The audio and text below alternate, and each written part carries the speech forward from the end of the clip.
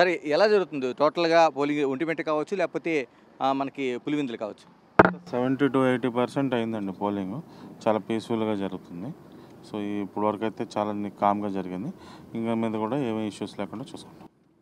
ఒంటిమిట్టలో 2 polling కేంద్రాల్లో ఇప్పటివరకు stop చేశారంటున్నారు. 29, 30 కేంద్రాల్లో. అక్కడ చిన్న ఇష్యూ అయిందంటండి. వైసీపీ వాళ్ళు ఉండేటప్పుడు ఏదో చేస్తున్నారనే సమాచారం మీద మంత్రి గారు కొంచెం ముందు వెనుక చూసుకోకుండా తొందరపడి వెళ్ళడం జరిగింది. దాని మీద కొంత తాత్కాలిక అంతరాయం కలిగింది. అదంతా సరి చేసిన తర్వాత మళ్ళీ స్టార్ట్ చేస్తారు. సార్ ఉదయం నుంచి కూడా పటిష్టమైన బందోబస్తు ఏర్పాటు చేశారు అన్ని చోట్ల కూడా. ముందస్తుగా హౌస్ అరెస్టులు చేశారు, ప్రివెంటివ్ అరెస్టులు చేశారు. ఇప్పుడు వాళ్ళందరినీ అదుపులో ఉన్నారా? లేకపోతే విడిచిపెడుతున్నారా? సో 6 గంటల తర్వాత విడిచిపెట్టేస్తాం. ఎలా అండి? 5 గంటలు ఇది ఓటర్స్ ఎవరైతే ఉన్నారో వాళ్ళు 3 గంటల కాడి నుంచి విడిచిపెట్టామండి ఓటేసుకోవటానికి.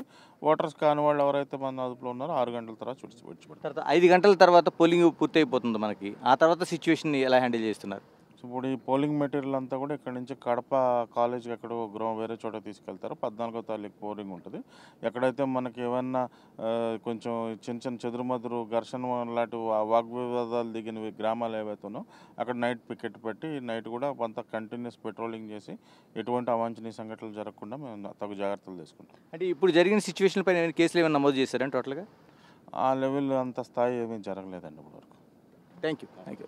ఇది టోటల్‌గా డీఐజీ కోయి ప్రవీణ్ చెప్తున్నది. అంటే ఇప్పుడు చెదురుమదురు ఘటనలు తప్పించి పెద్దగా సిచ్యువేషన్ జరగలేదు. ఒంటిమిట్టలో జరిగిన ఘటన పైన దాన్ని 2 స్టేషన్‌లో ఉంది కాబట్టి దాన్ని అధికారుల దృష్టికి తీసుకెళ్ళాం. మరోవైపు దీనిపైన అంటే ఆ మంత్రి వైసీపీ వాళ్ళు రిగ్గింగ్ చేస్తున్నారన్న సమాచారంతో మంత్రి రాంప్రసాద్ రెడ్డి అక్కడికి రావడం కొంత ఉద్రిక్తత దారితీసింది. దీంతో 2 పోలింగ్ బూతుల్లో కూడా కొంతసేపు ఆగిపోయింది. దీనిపైన అధికారులు ఆలోచిస్తున్నారు. ఎన్నికల అధికారులు దీనిపైన తుది నిర్ణయం తీసుకునే అవకాశం ఉంటుందని డీఐ చెప్తున్నారు. మరోవైపు 5 గంటల తర్వాత టోటల్‌గా ఏదైతే సిచ్యువేషన్ ఉందో దీన్ని ఏదైతే పోలింగ్ జరిగిన తర్వాత వీటిని బ్యాలెట్ పేపర్లని సురక్షితంగా కడప తరలించడం కోసం ఏర్పాట్లు చేస్తున్నామంటున్నారు. మరోవైపు ఎవరైతే ఇప్పటివరకు అదుపులోకి తీసుకున్నారో వాళ్ళు ఓటర్లు అయితే ఖచ్చితంగా వాళ్ళని 3 గంటల తర్వాత విడిచిపెట్టారు.